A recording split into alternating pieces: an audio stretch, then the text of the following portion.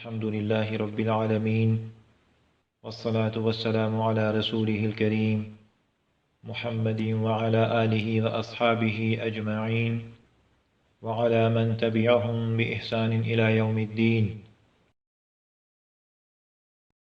اما بعد۔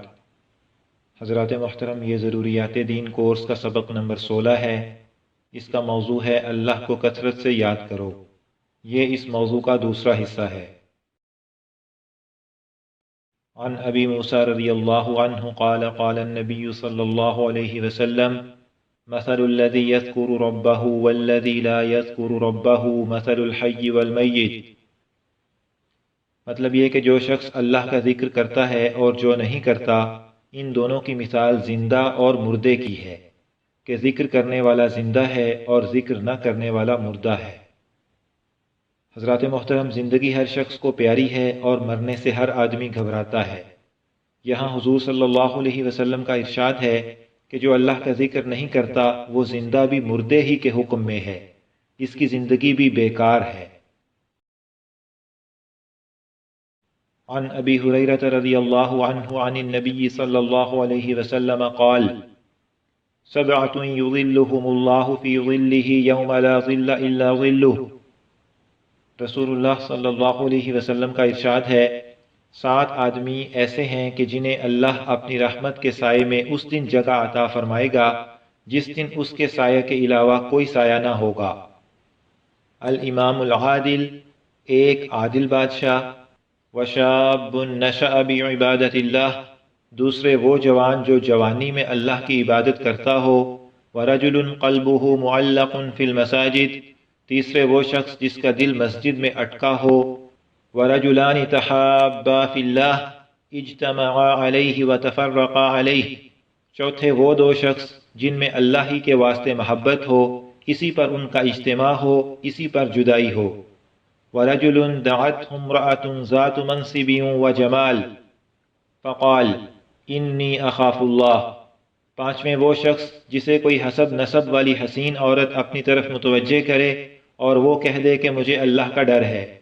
وَرَجُلٌ تَصَدَّقَ بِصَدَقَةٍ فَأَخْفَاهَا حَتَّى لَا تَعْلَمُ شِمَالُهُ مَا تُنْفِقُ يَمِينُهُ، چھٹے وہ شخص جو نفلی صدقہ ایسے چھپا کر کرے کہ دوسرے ہاتھ کو بھی خبر نہ ہو۔ وَرَجُلٌ ذَكَرَ اللَّهَ خَالِيًا فَفَاضَتْ عَيْنَاهُ، 7ویں وہ شخص جو اللہ کا ذکر تنہائی میں کرے اور آنسو بہنے لگیں۔ آنسو بہنے کا یہ مطلب بھی ہو سکتا ہے کہ گناہوں کو یاد کر کے رونے لگے، اور یہ مطلب بھی ہو سکتا ہے کہ اللہ تعالیٰ کی ملاقات کے شوق میں آنسو نکلنے لگیں۔ عن ابی الدرداء رضی اللہ عنہ قال قال النبی صلی اللہ علیہ وسلم الا انبئکم بخیر اعمالکم وازکاها عند ملیککم وارفعها فی درجاتکم وخیر لکم من انفاق الذهب والورق وخیر لکم من ان تلقوا عدوکم فتضربوا اعناقهم ویضربوا اعناقکم قالوا بلا قال ذکر اللہ تعالی۔ حضور صلی اللہ علیہ وسلم نے ایک دفعہ صحابہ رضی اللہ عنہم سے ارشاد فرمایا، کیا میں تم کو ایسی چیز نہ بتاؤں جو تمام اعمال میں بہترین ہے اور تمہارے مالک کے نزدیک سب سے زیادہ پاکیزہ اور تمہارے درجوں کو بہت زیادہ بلند کرنے والی، اور سونے چاندی کو اللہ کے راستے میں خرچ کرنے سے بھی زیادہ بہتر، اور جہاد میں تم دشمنوں کو قتل کرو اور وہ تمہیں قتل کریں، اس سے بھی بڑی ہوئی۔ صحابہ نے عرض کیا، ضرور بتائیں۔ آپ صلی اللہ علیہ وسلم نے فرمایا، اللہ کا ذکر۔ ذکر کو سب سے افضل عام حالت اور ہر وقت کے اعتبار سے فرمایا ہے، ورنہ وقتی ضرورت کے اعتبار سے صدقہ، جہاد وغیرہ دوسرے اعمال سب سے افضل ہو جاتے ہیں۔ محترم سامعین، اب یہاں ذکر اللہ کے بارے میں 5 اہم نکات سمجھ لیجئے۔ نمبر 1، آدمی جب شروع میں ذکر کرتا ہے تو بسا اوقات اس کی طبیعت اس میں نہیں لگتی، مشقت ہوتی ہے، جی گھبراتا ہے۔ اس کا حل یہ ہے کہ اس مشقت کو برداشت کر کے ذکر کرتا رہے، گھبرا کر چھوڑے نہ۔ آہستہ آہستہ اس کی عادت ہو جائے گی اور پھر اللہ کا ذکر طبیعت میں ایسا رچ بس جائے گا کہ چھوڑے نہ چھوٹے گا۔ اور ہر نئے کام میں ایسا ہی ہوتا ہے۔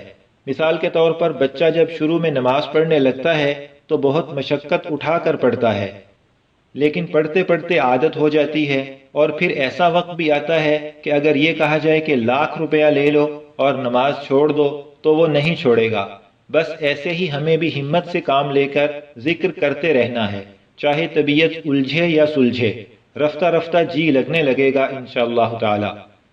نمبر 2، ذکر کے دوران ادھر ادھر کے خیالات آئیں تو ان سے بھی پریشان نہ ہوں، بس اپنے اختیار سے کوئی اور بات نہ سوچیں۔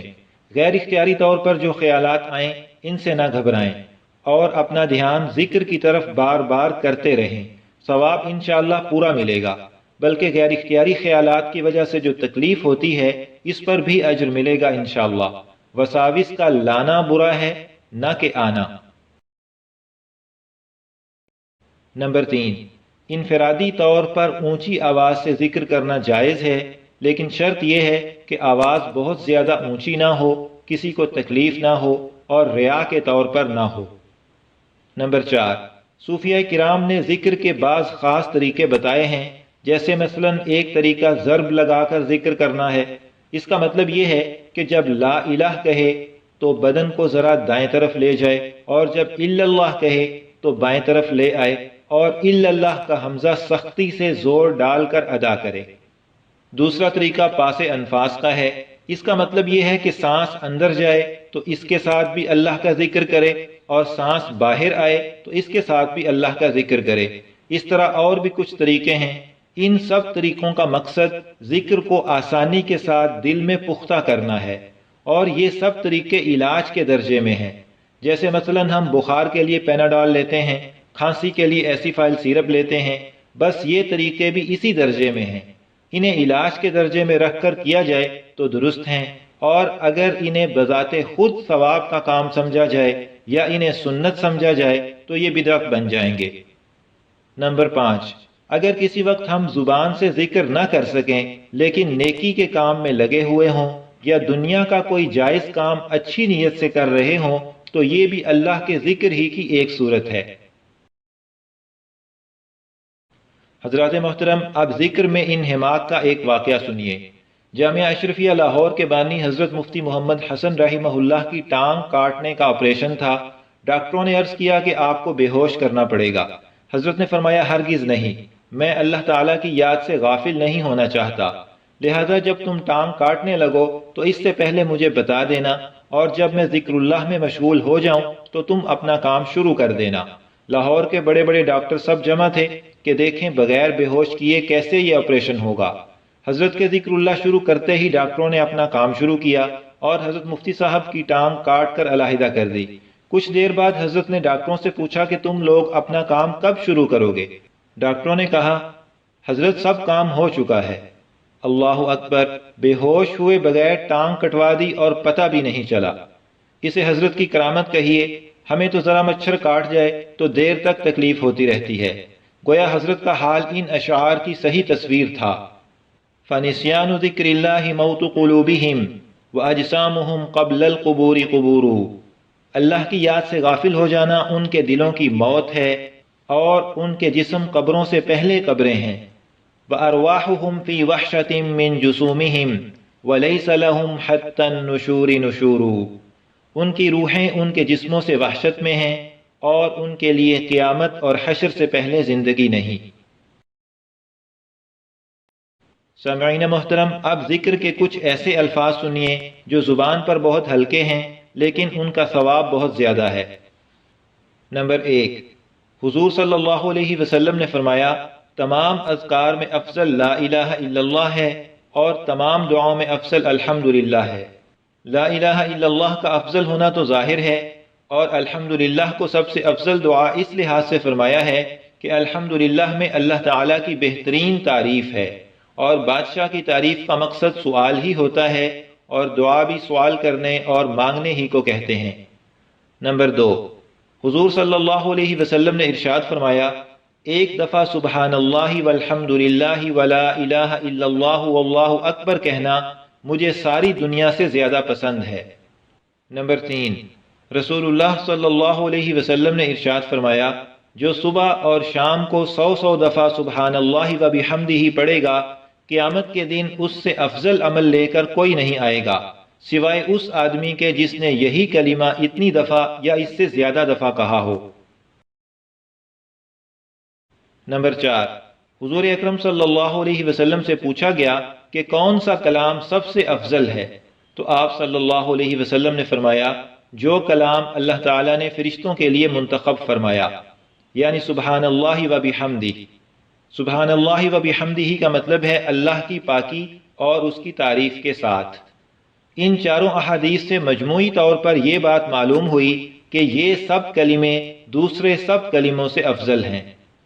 نمبر 5، رسول اللہ صلی اللہ علیہ وسلم نے ارشاد فرمایا 2 کلمے رحمان کو پیارے ہیں، زبان پر ہلکے ہیں، ترازو میں بھاری ہیں، سبحان اللہ و بحمدہ، سبحان اللہ العظیم۔ اللہ کی پاکی اور اس کی تعریف کے ساتھ، اور اللہ عظیم الشان کی پاکی۔ نمبر 6، رسول اللہ صلی اللہ علیہ وسلم کا ارشاد ہے جو شخص 10 بار یہ پڑھے لا الہ الا اللہ وحدہ لا شریک لہ لہ الملک ولہ الحمد وہو علی کل شیء قدیر، تو اسے حضرت اسماعیل علیہ السلام کی اولاد سے 4 غلام آزاد کرنے کا ثواب ملتا ہے۔ ترجمہ ان الفاظ کا یہ ہے، اللہ کے سوا کوئی معبود نہیں، وہ اکیلا ہے، اس کا کوئی شریک نہیں، اسی کی حکومت ہے اور اسی کی تعریف ہے اور اسے ہر چیز پر قدرت ہے۔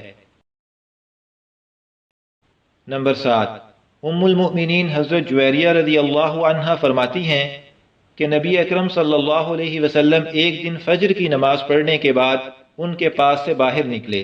حضرت جویریہ رضی اللہ عنہا اس وقت اپنی نماز کی جگہ پر بیٹھی کچھ پڑھ رہی تھیں۔ پھر آپ صلی اللہ علیہ وسلم کچھ دیر کے بعد جب چاشت کا وقت ہو چکا تھا واپس تشریف لائے۔ حضرت جویریہ رضی اللہ عنہا اسی طرح بیٹھی اپنے وظیفے میں مشغول تھیں۔ آپ صلی اللہ علیہ وسلم نے ان سے فرمایا میں جب سے تمہارے پاس گیا ہوں تم اس وقت سے برابر اسی حال میں اور اسی طرح پڑھ رہی ہو؟ انہوں نے عرض کیا جی ہاں۔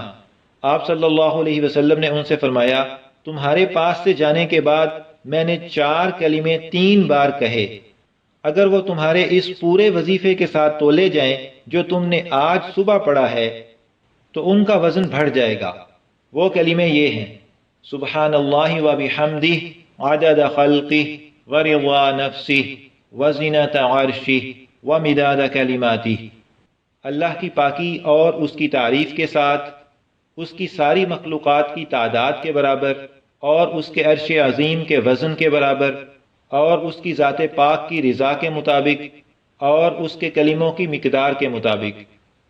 نمبر 8، حضرت ابو ذر رضی اللہ عنہ فرماتے ہیں کہ مجھے رسول اللہ صلی اللہ علیہ وسلم نے نصیحت کی تھی کہ لا حول ولا قوت الا باللہ کثرت سے پڑھا کرو، کیونکہ یہ جنت کے خزانوں میں سے ایک خزانہ ہے۔ جنت کے خزانوں میں سے ہونے کا مطلب یہ ہے کہ یہ کلمہ بہت قیمتی ہے، جو اسے اخلاص سے پڑھے گا اس کے لیے آخرت میں بہت بڑا اجر و ثواب محفوظ کر دیا جائے گا جو اسے ملے گا۔ لا حول ولا قوت الا باللہ کا مطلب یہ ہے کہ گناہ سے بچنا اور نیکی کرنا اللہ تعالیٰ کی مدد اور توفیق کے بغیر نہیں ہو سکتا۔ محترم سامعین، ان اذکار میں سے جو خاص وقت کا ذکر ہے اس کی بھی ہمیں عادت بنانی چاہیے، اور اس کے علاوہ ان آسان اور ہلکے پھلکے اذکار میں سے بھی کوئی نہ کوئی ذکر ہماری زبان پر ہر وقت جاری رہنا چاہیے، کوئی وقت اس سے خالی نہ جائے، اور اللہ تعالیٰ کی یاد سے ہمارے دل کا یہ حال ہو جائے، دل میرا ہو جائے ایک میدان ہو، تو ہی تو ہو، تو ہی تو ہو، تو ہی تو۔ یہاں پر ضروریات دین کورس کا سبق نمبر 16 مکمل ہوا۔ انشاءاللہ تعالی سبق نمبر 17 کا موضوع ہوگا اجتہاد اور تقلید کی آسان تشریح۔ اللہ تعالیٰ سے دعا ہے کہ ہمیں کثرت سے ذکر کی توفیق دیں، آمین۔